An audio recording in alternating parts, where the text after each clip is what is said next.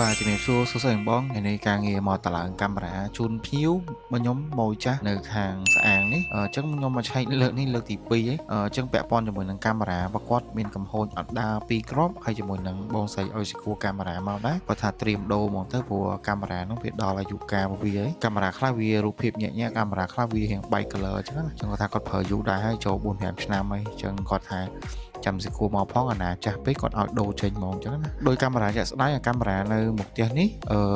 រូបភាពវាមើលបានអញ្ចឹងណាអញ្ចឹងគាត់ថាបញ្ហាគឺខូចកាមេរ៉ាខាងក្រោយអញ្ចឹងបងស្រីគាត់ឲ្យដាក់អាថ្មីនៅខាងមុខនេះទៅហើយដោះអាមុខនេះយកទៅដាក់ខាងក្រោយវិញហើយបងស្រីក៏បានថែមកាមេរ៉ា Wi-Fi មួយទៀតដែរដោយសារកាមេរ៉ារបស់គាត់គឺ full slot កាមេរ៉ារបស់គាត់ម៉ាស៊ីន8 channel ហើយគេថែមកាមេរ៉ា IP ថែម2គ្រាប់ទៀតអញ្ចឹង10ហ្នឹងគឺថែមលេងបានអស់ប្រឡោះទៅដាក់ហ្មងណាអញ្ចឹងបងស្រីក៏បានថែម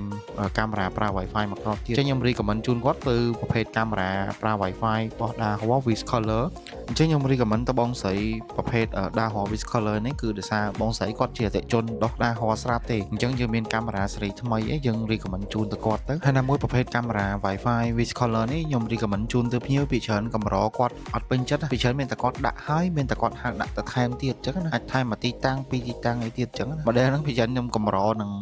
ដាក់ឲ្យភ្ញៀវរបូតគឺភ្ញៀវមានតែពេញចិត្តឲ្យថែមទៀតអញ្ចឹងបើបងប្អូនមានតម្រូវការពាក់ព័ន្ធនឹងការតឡើងកាមេរ៉ាសមត្ថភាពឬក៏ឆែកកំហុសជួសជុលអាចធ្វើការតំណមកកាន់លេខទូរស័ព្ទរបស់ខ្ញុំនៅខាងក្រោមនេះបានឬក៏អាចចុចមកកាន់ link Telegram ដែលមាននៅលើ profile TikTok របស់ខ្ញុំនេះក៏បានសូមអរគុណ